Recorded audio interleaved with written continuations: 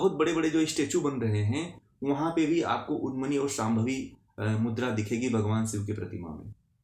जो जो बड़े जहाँ जहाँ भी बड़े स्टेचू लगे हुए हैं भगवान शिव के, या कहीं योगियों के मंदिर में चले जाते हैं, या गोरखनाथ का कहीं मंदिर हो तो वहाँ पे भी देखिएगा, गोरखनाथ के मंदिर में भी शांभवी मुद्रा में आपको गोरखनाथ दिखेंगे। गोरखनाथ के मंदिर भारत में हर जगह हैं, लगभग सब जगह आपको मिल जाएंगे देखने के लिए।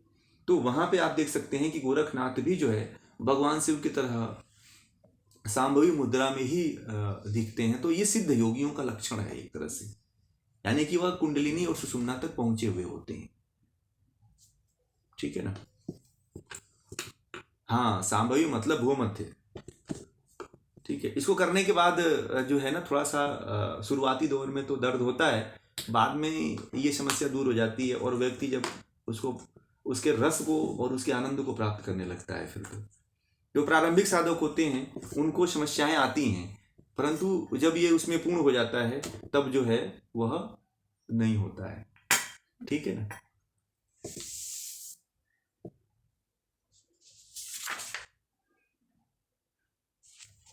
हाँ, 10 मुद्रा लिखिए आप। महामुद्रा, महाबंध, महावेद, खेचरी, उड्डयन, मूलबंध,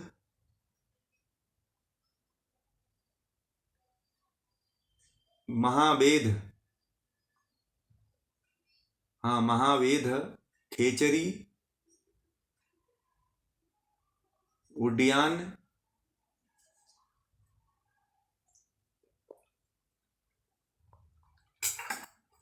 मूलबंध, जालंधर बंध, विपरीत करणी मुद्रा, बजरोली, शक्ति चालन।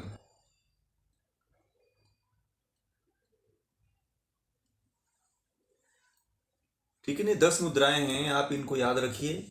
और ये जो क्रम है ना, ये जो क्रम आपको बताया है यही क्रम याद रखिए।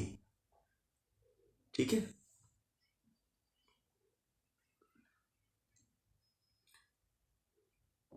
नहीं, जालंधर बंद के बाद विपरीत करणी, जालंधर बंद के बाद विपरीत करणी, विपरीत करणी के बाद बजरोली, मूल बंद,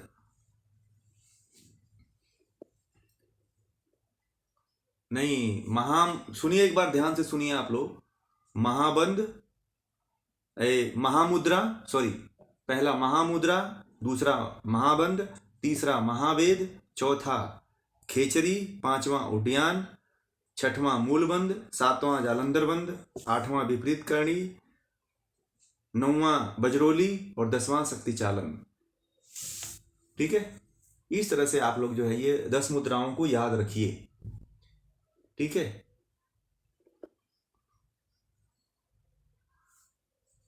हाँ, सुषुम्ना के जो नाम है वो लिखिए। सुषुम्ना, पहला नाम सुषुम्ना, दूसरा शून्य पदवी,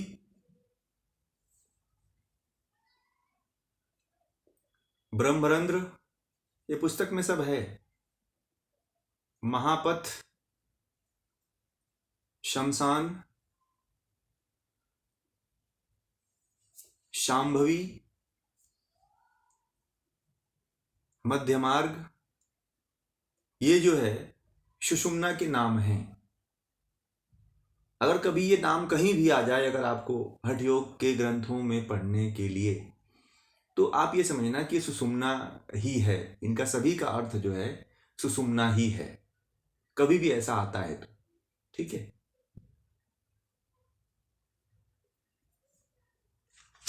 आप, हाँ, ओम,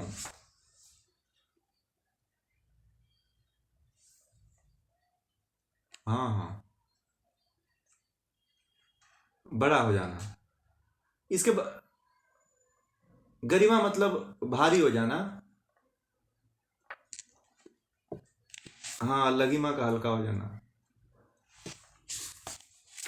हाँ, इसका देखिए अभी ना इसके बारे में मैं चाहता हूँ ना कि बहुत अच्छी तरह से आप लोगों को इसके बारे में बताऊं। ठीक है। अभी जो है इसका एक अगले सत्र में कल जो है मैं एक पूरा जो सूत्र है तो मैं इसका विधिवत रूप से आप लोगों को इसके बारे में समझा दूंगा। ठीक है, कल जो है ना इसको विधिवत रूप में आप लोगों को समझा दूंगा पूरा। लास्ट में इसको आप लोग याद रखिएगा, इसका पूरा अच्छी तरह से आप लोगों को समझ में आ जाएगा। तो अष्ट सिद्धियाँ जानना जरूरी है हर व्यक्ति के लिए। मैं जब योग दर्शन जब पढ़ाता हूँ तो मैं कहता हूँ कि अष्ट सिद्धियों के बारे में बहुत अच्छी तरह से जानना हर व्यक्ति के लिए बड़ा जरूरी है, तभी उसकी योग में रुचि भी बढ़ेगी। योग में रुचि तब बढ़ती है लोगों को बता दिया जाए कि भाई ये आपको मिलेगा। जैसे ना कि मनोविज्ञान में एक आ जाता है कि जो है पारितोषिक देने से जो है बच्चों के अंदर जो है पढ़ने की इच्छा बढ़ती है, कार्य करने की क्षमता बढ़ती है। तो इसलिए जो है आप लोगों को पता, अब योग कर रहे हैं तो आप लोगों को पता होना चाहिए कि हम योग कर रहे हैं तो हमें क्या प्राप्त होगा। तो ये जो 8वें ऐश्वर्य हैं वह प्राप्त होते हैं योग करने से। तो इसके बारे में कल विशेष चर्चा कर देंगे। ऐसे बता देने से फिर ये हल्के में रह जाएगा। मैं चाहता हूँ कि थोड़ा ये विस्तार से और ज्ञानपूर्वक हो जाए तो ज़्यादा बेटर रहेगा। और हल्के में बता देंगे तो फिर आप इसको हल्के में ही जीवन में लेके चलते रहेंगे। अच्छी तरह से इसको समझिए, है ना। इसको नोट करके रखिए, आप लोग मुझे कल याद दिलाइएगा। ठीक है, हाँ। और कोई प्रश्न है तो बताएं।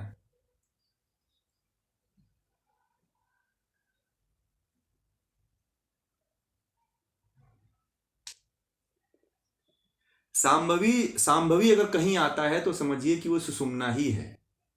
ठीक है, हाँ। मुद्रा में भी आए तो सुषुम्ना के संबंध में आप देखिए, कहीं कहीं पे मुद्रा में आए तो उसे मुद्रा ही मानिएगा, परंतु कहीं कहीं पे जब जहां पे लगे कि ये दृष्टांत जो है सुषुम्ना को इंगित कर रहा है तो वहां पे आप सुषुम्ना मानना। ठीक है, हाँ। अभी एक और लोग प्रश्न कर रहे थे, बताइए।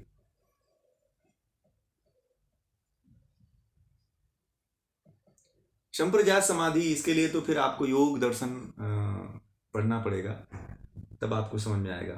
ठीक है वो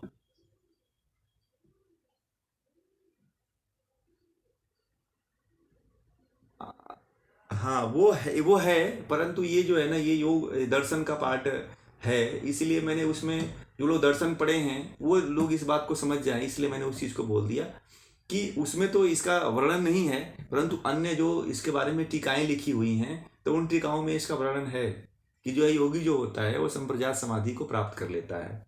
यानी कि जो है वह यम नियम आसन प्राणायाम प्रत्याहार धारणा ध्यान समाधि, यानी कि समाधि की जो पूर्ण अवस्था है, जो परिपक्व अवस्था है वो संप्रजात समाधि है। तो संप्रजात समाधि में जो है वह व्यक्ति एक स्थान पर टिक जाता है, एकाग्रचित, मतलब ध्यान के बाद समाधि लग जाती है उसकी। ठीक है, तो इसके बारे में कभी विस्तार से चर्चा करेंगे आपको। ये हठ योग के हमारे योग दर्शन का जो आप चाहे तो आप वीडियो सुन सकते हैं संप्रजात समाधि का। ठीक है, वहाँ पे आपको विधिवत जानकारी इसकी मिल जाएगी। ठीक है, आप सानिध्य,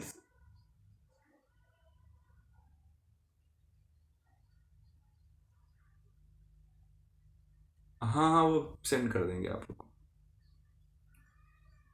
हाँ हाँ, ठीक है।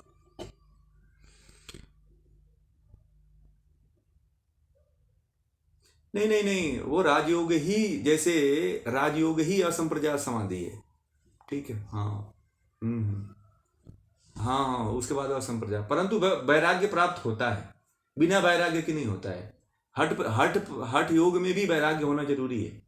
ठीक है, और ऐसे हठयोगी तो ऐसे ऐसे मिलते हैं जो महावैरागी आपको देखने को मिलेंगे। जो अभी इस समय ऐसे ऐसे हठयोगी मिलते हैं जो वैराग्य की पराकाष्ठा को प्राप्त करने के लिए नागा साधु जैसे और जीवन को जीने लग जा रहे हैं आजकल। एक तंत्र, एक परंपरा जो है हठयोग की, एक परंपरा नागा साधु भी है, कपालिक भी है। समझ रहे हैं ना, नाग है, कपालिक, ये सब हठयोग की ही परंपराओं में आते हैं सब ये। और ये सब हठयोग परंपरा के ही योगी हैं ये। समझ रहे हैं ना, जो कुंभ आदि में आप लोगों को देखने के लिए जो नागा साधु मिलते हैं वो हठयोग परंपरा के ही हैं सारे हैं, और नाग परंपरा के ही सब उसमें मिलेंगे आपको, एक से एक जो आपको साधु देखने को मिलते हैं।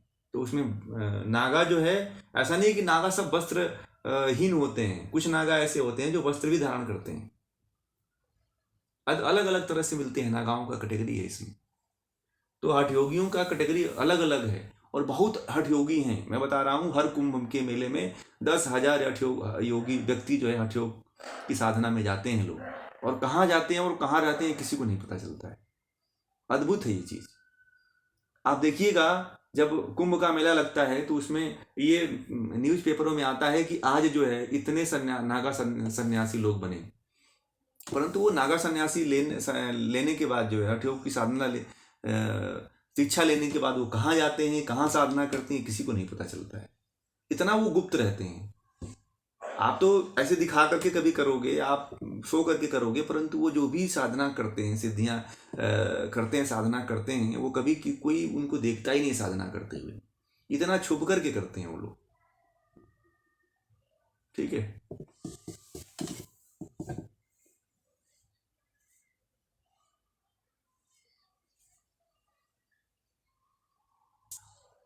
आप जूनागढ़ चले जाइए।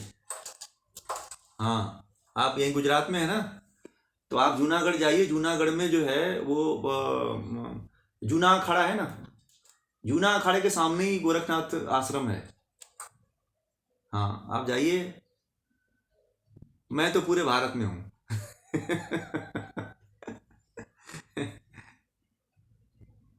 नहीं नहीं, हम पूरे भारत में ही, हम वर्ल्ड में तो नहीं गए हैं, हम भारत में ही रहते हैं। और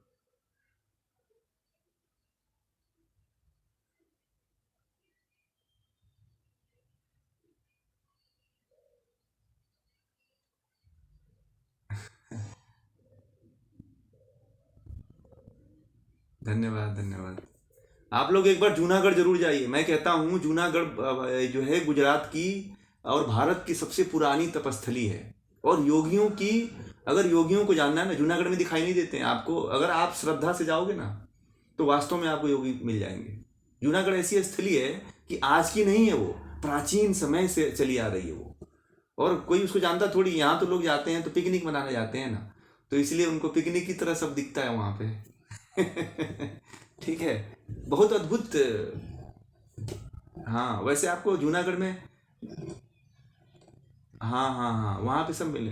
वहाँ पे जो जैन मंदिर है, उन जैन मंदिरों में भी ऐसे ऐसे साधु, अद्भुत साधु मिलते हैं आपको, जो सामान्य रूप से जन सामान्य में नहीं दिखाई देते हैं वो लोग, है ना। वो लोग बड़ा छिपके रहते हैं। जैन साधुओं में भी बहुत ऐसे ऐसे तपस्वी हैं जो आपको कभी दृश्य नहीं होते हैं। बहुत अदृश्य रूप से रह करके वो लोग साधना करते हैं, और वो जन सामान्य से बड़ा ही दूर रहते हैं। इतना दूर रहते हैं वो जन सामान्य से कि कभी अगर आप उनके संपर्क में भी आए ना तो वो संपर्क आपसे हटा लेते हैं, या तो फिर आपको भगा देंगे, डांट के भगा देंगे। परंतु कोई ऐसा बिरला होता है जो उनके करीब जाने की कोशिश करता है और कुछ प्राप्त भी करता है। अगर साधना की दृष्टि से, ज्ञान लेने की दृष्टि से अगर जाएंगे ना तो आपको मिलेगा। ये तो है। वो लोग मतलब करते हैं, हेल्प करते हैं, ऐसा नहीं है कि आपको हेल्प नहीं करते हैं। कभी कभी आप अदृश्य होकर के ना कहीं दूर जाने की आवश्यकता नहीं है। प्राचीन ये जो है ना स्थल जो है, वहाँ पे आज भी जो है, जितने बता दूं आपको, जूनागढ़ में लगभग आपको बता दें कि भारत के जो है 10,000 हठयोगी और नागा साधु रहते हैं, और जो अदृश्य रूप में रहते हैं, जो आप नहीं पता कर पाओगे। जमीन के अंदर गुफा बना के रखते हैं, और जहाँ पे उनका कुटिया रहता है, लगेगा कि आपको एक सामान्य झोपड़ी है, मगर उसके अंदर जाएंगे आप ना तो देखेंगे अद्भुत नीचे गुफा बना करके रहते हैं। मैं तो एक बार ऐसा देखने का मुझे अवसर मिला हुआ है, तो मुझे लगा कि कोई टूटी फूटी झोपड़ी होगी, परंतु उसके अंदर जब प्रवेश किया गया तो अद्भुत गुफा था। और उसमें कुटी बना करके गुरु को स्थापित करके, वहाँ पे अपने जो गुरु होते हैं उनको स्थापित करके वो लोग साधना और कर रहे थे वो लोग। तो इस तरह से आप लोग,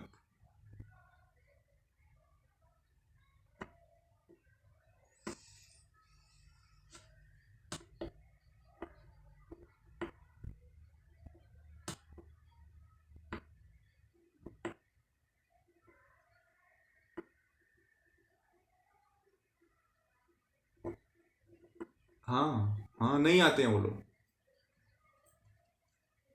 हम्म। हाँ हाँ, वो लोग जितने योगी हैं ना, अब जैसे कि आप हिमालय में चले जाओगे तो हिमालय में क्या होता है कि देखिए, हिमालय में जो त्रासदी, उत्तराखंड में जो त्रासदी हुई, तो उत्तराखंड जो त्रासदी है, उत्तराखंड की त्रासदी में आम जनता और जो होटलों में रहने वाले लोग थे, सब लोग प्रभावित हुए। सब लोग जो है क्षतिग्रस्त हुए, सब लोग मर भी गए, कुछ लोग बाढ़ में बह भी गए लोग, परंतु जो साधु सन्यासी जो तप कर रहे थे ना, उनको कोई प्रभावित नहीं हुए। हमारे साथ के एक व्यक्ति, एक हमारे सहपाठी ही थे, वो तप साधना करने गए थे, वो जीवित हैं और आज भी साधना करके वो 2-3 साल बाद आए, समझ रहे हैं। और उस समय उत्तराखंड में बोले कि उत्तराखंड में जब उत्तराखंड त्रासदी आई थी तो उस समय जो है वहाँ से निकल के आ गए और वहाँ तक कोई प्रभाव नहीं पड़ा था उनके ऊपर जो है, क्योंकि एक जो उत्तराखंड जो हिमालय है ना, उसमें हजारों वर्षों से तप योगी करते चले आ रहे हैं, तो उसका वाइब्रेशन जो बनता है ना, जो उसका ऑरा बनता है, वो ऑरा जो है इतना पॉजिटिव होता है, इतना वो प्रभावकारी होता है कि आपको वहाँ पे स्वतः ही अच्छा लगने लगता है। किसी भी योगी के आप तपस्थली पे चले जाइएगा, आपका मन प्रसन्न हो जाता है, इतना अद्भुत वहाँ अच्छा लगता है कि मन जाने का नहीं करता है, फिर लगता है कि यहीं पे बैठे रहो। ठीक है।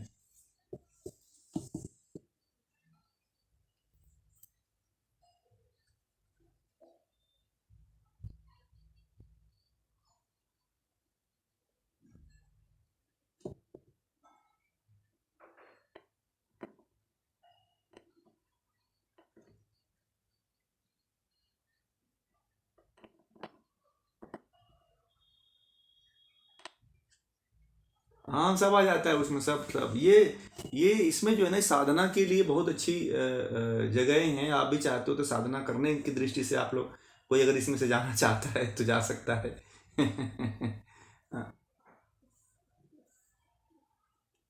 नहीं, वो 10 मुद्रा के बारे में ये तो आप जन सामान्य में प्रचलित है क्रियाएं, परंतु 10 मुद्राओं के बारे में जब आप सिद्ध करते हो ना, साधना करके जब आप सिद्ध करते हो, तब नहीं बताना चाहिए। अब सिद्धि आप प्राप्त कर लेते हो तब नहीं बताना चाहिए।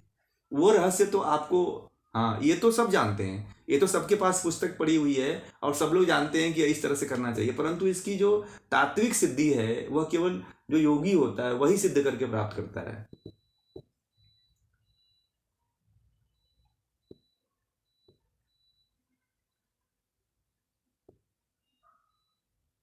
नहीं, ज्ञान देते हैं ना, ज्ञान देते हैं, ऐसा नहीं है। योगी हमारे जो हैं, हमारे, नहीं नहीं, जाता नहीं है हमारे देश में, कभी ज्ञान जाता ही नहीं है। मैं बताऊं आपको, ये जो हट प्रदीपिका, नहीं, बांटते हैं, बांटते हैं, हम लोग बांट तो रहे ना, ज्ञानी तो बांटा जा रहा है। हम लोग भी तो योगियों से सीख करके, हम लोग भी योगियों से पढ़ करके, इस पुस्तकों के माध्यम से पढ़ करके आपको ज्ञान दे ही रहे हैं।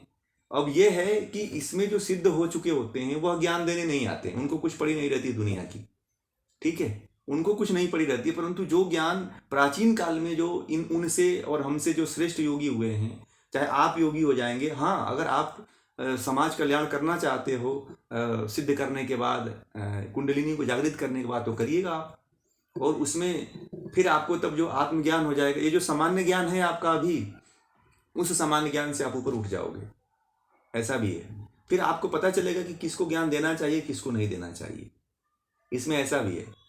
तब आपको समझ में आएगा कि हाँ, ये बात क्यों कही जाती थी कि ये सबको नहीं बताना चाहिए।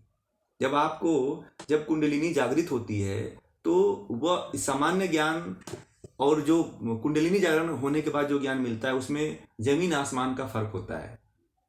वह ज्ञान सामान्य ज्ञान से परे होता है। जो अभी हम लोग जानते हैं, हम और आप जानते हैं, जो ये आपस में बात करते हैं, वह सामान्य ज्ञान है, जो सब जगह प्रचलित ज्ञान है। और जो योगी देता है, जब उसकी कुंडलिनी की जागरण, कुंडलिनी जब उसकी जागृत हो जाती है, तो जब वह ज्ञान देता है तो वह यूनिक होता है, उसके सिवा फिर दूसरा कोई बात और दूसरा विचार नहीं भाता है, फिर वह अलग ही होता है वो। ठीक है ना। तो आप और कोई रास्ता ढूंढ लोगे, जब वहां तक पहुंच जाओगे तो फिर यही, ये बात आप बोलोगे ही नहीं फिर कि इस तरह से तो ज्ञान खत्म हो जाएगा। हाँ, वो योग्य व्यक्ति को, योगी हमेशा पात्र को ढूंढता है, और जिसके अंदर पात्रता होती है वही व्यक्ति ले सकता है। लोटे में जो है ना, लोटे को अगर उलट करके बाल्टी में डालेंगे तो उसमें जल नहीं आता है, ठीक है ना। जल डालने के लिए लोटे को जो है थोड़ा सा झुकाना पड़ता है, तब जा करके उसमें पानी आता है ना, ऐसे ही पानी आता है ना। मान लीजिए कि अगर लेना है तो झुकना पड़ता है, और उसके अनुसार पात्रता रखनी पड़ती है कि हाँ, इस व्यक्ति की इस तरह की पात्रता है, तो वह जो है, वो जो गुरु होता है वो भी पहचानता है, देखता है कि हाँ इसके अंदर पात्रता है कि नहीं है। अगर पात्रता नहीं है तो वह योगी जो होता है वह ज्ञान नहीं देता है। ज्ञान तभी देता है कोई भी व्यक्ति कि जब आपके अंदर पात्रता देखे, जब आपके अंदर योग्यता देखे कि आप कहीं अधजल वाले तो नहीं हैं, कभी ऐसा तो नहीं है कि इस ज्ञान का लेकर के आप दुरुपयोग करोगे, कहीं ऐसा तो नहीं है जो ज्ञान जो आप ग्रहण कर रहे हो या ज्ञान आपके पास है उसका गलत लोगों तक पहुंचा दोगे या खुद कहीं इसका गलत उपयोग करोगे। तो इस तरह की अगर अयोग्यता देखता है तो फिर वो ज्ञान होते हुए भी फिर चुप हो जाता है, मौन हो जाता है, फिर वह अपने आप को अज्ञानी बना लेता है। अगर लाख कोशिश करें तब भी उस ज्ञान को नहीं देता है।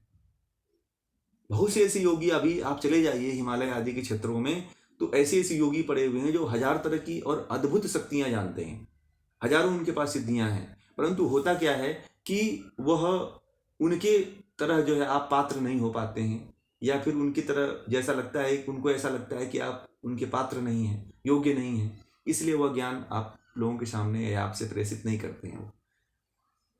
ऐसा होता है। इस तरह से ज्ञान लेने के लिए तो फिर आपको उसके पात्र होना चाहिए। और देखिए कुछ लोग जो है गुरु की तलाश में ढूंढते हैं कि हमें कोई गुरु मिल जाए, कोई विशेष गुरु मिल जाए। तो गुरु जो है ना, अगर आपने पात्रता अपने अंदर विकसित कर लिया तो गुरु स्वतः ही आपको ढूंढ लेता है। ठीक है, पात्रता होने के बाद जो है गुरु अपने आप आपको ढूंढ लेता है। आपको फिर दौड़ने की जरूरत नहीं पड़ती है कि मैं इसके गुरु के पास जाऊं, यहाँ जाऊं, इस गुरु के पास जाऊं, छोटे गुरु के पास, बड़े गुरु के पास नहीं।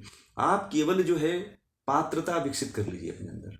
देखिए आपको जो गोरखनाथ आदि जो योगी हैं वही आपको किसी ना किसी शरीर के माध्यम से आपको हेल्प करने के लिए चले आते हैं। ऐसे योगी हैं जो अपना अनुभव बताते हैं हमें। मैं बहुत से साधुओं से मिला, वो बोलते हैं कि अगर आपने पात्रता विकसित कर लिया ना तो भगवान शिव क्या, गोरखनाथ क्या, मत्स्येंद्र नाथ योगी जो है योगियों की मदद करने के लिए आते हैं, और ऐसे रूप में आएंगे जो आप पता ही नहीं कर पाओगे, और आपको ज्ञान दे के चले जाएंगे कि आप इस रास्ते पे चलो। ठीक है, आपको बता के चले जाएंगे, आप पहचान नहीं पाओगे उनको, परंतु योगी हेल्प करता है। हमारे संपर्क में एक व्यक्ति थे, वो कह रहे थे, उनकी घटना है, वो एक दिन ये बैठे ऐसे ही बातें हो रही थी योग के बारे में, तो उन्होंने कहा कि बहुत समय बाद जो है एक मुझे योगी मिला, योगी मेरे घर पे आया, और घर पे आकर के गांव में बहुत से घर थे परंतु किसी के घर नहीं रुका, उनके घर आके खड़ा हो गया। और वह कहीं से आ रहे थे, अभी आ ही रहे थे, और उस योगी ने कहा कि तुम्हारे घर में कोई बहुत बड़ी घटना आज से जो है कुछ दिन बाद घटित होने वाली है, और उसमें जो है तुम्हारी पत्नी का इस तरह से एक्सीडेंट होगा और तुम्हारे बच्चे का इस तरह से मृत्यु होने वाली है, तुम इसके लिए कुछ उपाय कर लो। तो वह आदमी कहीं से आया था और क्रुद्ध हो गया उसके ऊपर, और योगी जो है वहां से बिना कुछ बोले वो चल दिया। अब ये क्या हुआ कि जैसे ही गांव से थोड़ा सा ही दूर कदम पे गया था, और वो जो आदमी था तब उसका दिमाग फिरा कि अरे ये क्या कह करके योगी चल दिया। साधु था वो, और जैसे ही जाता है कुछ दूरी पे, वो कहता है कि वह योगी अदृश्य हो गया। वो मुझे फिर दिखाई नहीं दिया कि किस इधर दिशा में गया है, किधर दिशा में गया है, और बहुत दूर तक उसे ढूंढने की कोशिश किया, वो नहीं मिला फिर वो।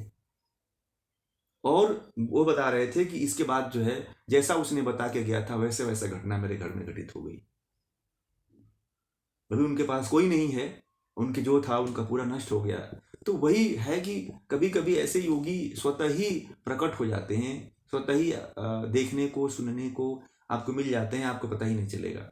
और हम जो है क्योंकि हम निद्रा में रहते हैं ना, हम निद्रा में इतना चूर हैं अपने निद्रा में कि कभी जाग नहीं पाते हैं, और हम किसी को पहचान नहीं पाते हैं कि हमारे ही बीच में हमारे ही साथ जो है बहुत सिंपल जीवन जीने वाले लोग रहते हैं, परंतु हम उनको सिंपल समझ करके उनके बाह्य जो है साधनों को देख करके, बाह्य विचारों भावों को देख करके कभी उनको पहचान नहीं पाते हैं। और तब पहचान होती है जब मरते हैं, तब हम उन्हीं व्यक्तियों की पूजा करने लगते हैं। भारत में ऐसे ही होता है। जो योगी प्रत्यक्ष रूप से होता है तो उसको, चाहे कोई महान पुरुष प्रत्यक्ष रूप से जब रहता है तो उसे कोई नहीं मान सम्मान या कोई नहीं उसको इज्जत या पूजा पाठ करता है, परंतु या उससे ज्ञान लेने की कोशिश करता है। परंतु जैसे ही वह जाता है, जब उसके ज्ञान से वो परिचित होता है कि ये व्यक्ति इतना उसके पास ज्ञान था, तब जाकर के उसको यह आभास होता है कि हाँ ये व्यक्ति तो बहुत पहुंचा हुआ है, ये व्यक्ति तो अद्भुत है, अद्भुत था, परंतु हम लोगों ने इसका लाभ नहीं उठा पाया। तो फिर वो बाद में पछताते हैं। इस तरह के लोग भारत में ऐसे ही होता चला आ रहा है और सदियों से हो रहा है इस तरह से। ठीक है ना। हाँ, जब नहीं रहते हैं तब जो है भारत में किसी को पद्मश्री और पद्म सम्मान दिया जाता है, रहने के बाद किसी देशभक्त को या किसी योगी को, चाहे किसी समाज सेवक को या किसी अच्छे व्यक्ति को सम्मान नहीं मिलता है। तो यही सबके साथ होता है और आज तक होता चला आया है और यही हो रहा है। और शायद नहीं, बोल लीजिए, हो गया मेरा।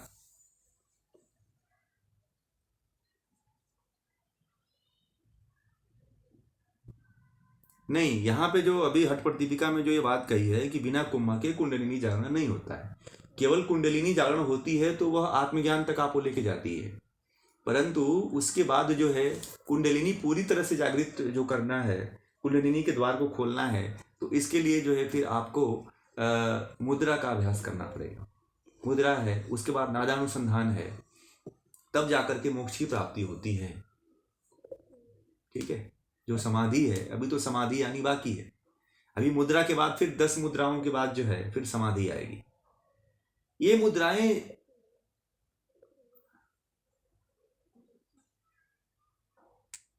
इसमें अधिकांशतः जो है ना, हठ योग में जितने भी कुंभक हैं उसमें आंतरिक कुंभक की बात कही गई है।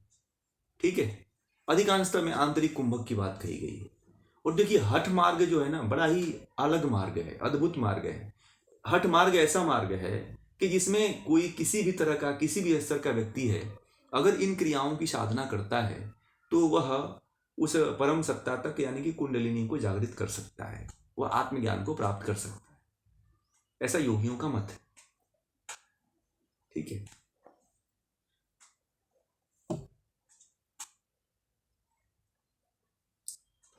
वाय देखिए, आंतरिक कुंभक का मतलब होता है कि जो कुंडलिनी शक्ति है ना, वो कुंडलिनी शक्ति केवल आंतरिक कुंभक से ही जगाई जा सकती है। ठीक है। आंतरिक कुंभक जो है सोई शक्ति है ना। देखिए, सोई जो देखिए, जैसे हाँ, जैसे जल है। ठीक है। तो मान लीजिए कि आपने एक पाइप लिया, 10 फीट का पाइप ले लिया आपने। 10 फीट पाइप में मिट्टी जमी हुई है, मिट्टी आदि जमी हुई है। तो उस मिट्टी आदि जमे हुए पदार्थ को हटाने के लिए क्या करेंगे आप? बाहर से कोई मोटर लगा करके उसमें टोटी को जोड़ करके आप जो है प्रेशर दोगे, तो मिट्टी जो है वो पाइप से क्या हो जाएगी? निकल करके बाहर हो जाएगी। यानी कि पूरी तरह से वो क्लीन हो जाएगी, साफ हो जाएगी। तो यही प्रक्रिया होती है उसमें भी। तो इसीलिए आंतरिक रूप से दबाव दे करके उसको जगाया जाता है। ठीक है। इसीलिए कुंभक आदि का ये जो उनकी सोच है ऋषियों की ना, कि उन्होंने बहुत खोज किया कि शक्ति को कैसे जगाया जाए।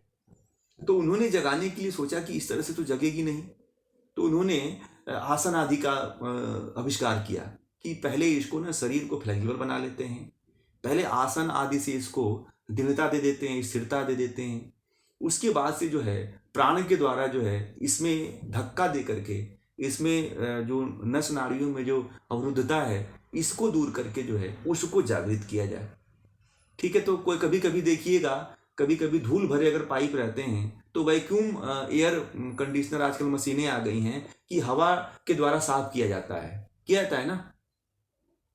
अब देखा होगा कि हवा के द्वारा भी नली आदि को साफ किया जाता है। जैसे बड़े बड़े जो ऑपरेशन होते हैं उसमें बाहर से वायु डाली जाती है पाइप के माध्यम से, नली के माध्यम से। जैसे सिलेंडर, जैसे आपने अभी ऑक्सीजन के जो सिलेंडर हैं वह पाइप के माध्यम से ही तो दिए जा रहे हैं ना। तो इस तरह से जो है उन्होंने सोचा कि चलो प्राणायाम कर लेते हैं। प्राणायाम के द्वारा फिर मुद्राओं का, फिर उन्होंने सोचा कि क्यों न एक साथ सबको जोड़ के किया जाए। तो फिर उन्होंने सोचा कि आसन को भी जोड़ दो, प्राणायाम को भी जोड़ दो, और एक विशेष स्थिति ऐसा बना दो कि उस विशेष स्थिति में अगर बने रहें हम तो जो है वो कुंडलिनी जागृत हो जाए। तो उन्होंने सबको जोड़ करके मुद्रा को बनाया। और उसके बाद भी जब हो गया तो उसके बाद उन्होंने कहा कि अब जो है अब उनको लग रहा है कि हम उसको जागृत तो कर लिए हैं, परंतु अभी उस परमानंद को प्राप्त नहीं कर पाए। देखिए, कुंडलिनी जागरण करना आसान है, परंतु परमात्मा को प्राप्त करना मुश्किल है। कुंडलिनी जागरण होने के बाद भी परमात्मा को कोई प्राप्त हो जाए ये कोई कह नहीं सकता, क्योंकि आदिकाल में जो राक्षस थे, जो असुर थे, वह भी कुंडलिनी को जागरण कर लेते थे, परंतु वह मोक्ष प्राप्त को नहीं कर पाते थे। ठीक है ना, वह मोक्ष मार्ग को नहीं प्राप्त कर पाते थे, इसीलिए वो अत्याचार किया करते थे, आक्रमण किया करते थे, किसी को परेशान किया करते थे।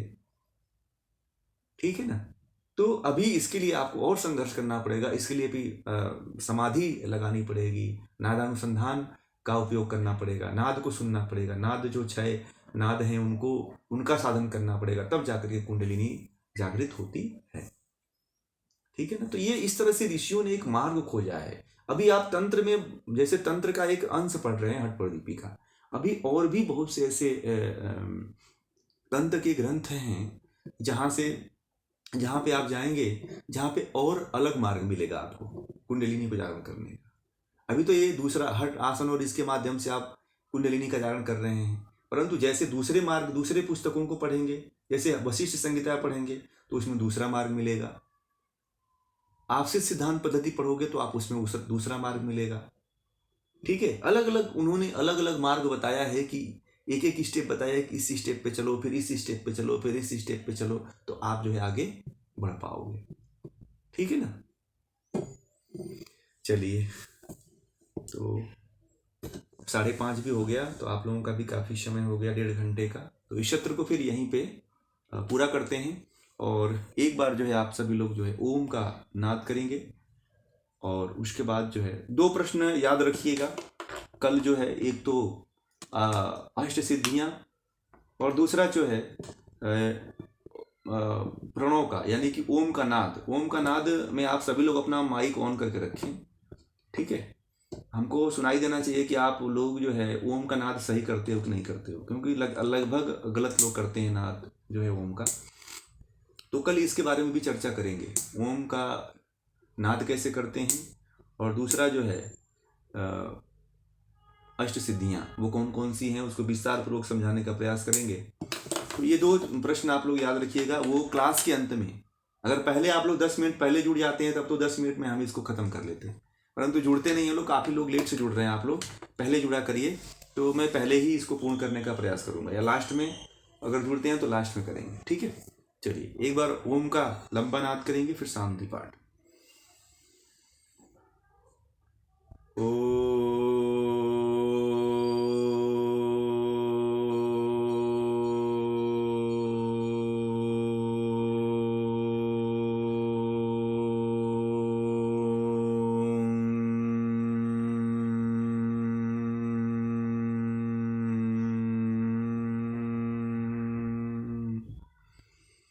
सर्वे भवन्तु सुखिनः, सर्वे सन्तु निरामया, सर्वे भद्राणि पश्यन्तु, मा कश्चित् दुःखभाग् भवेत्।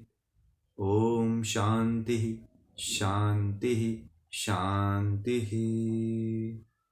आप सभी लोगों को नमस्ते। आप लोगों ने हमारी बातों को इतना ध्यानपूर्वक सुना, इसके लिए बहुत बहुत धन्यवाद आप सभी लोगों का।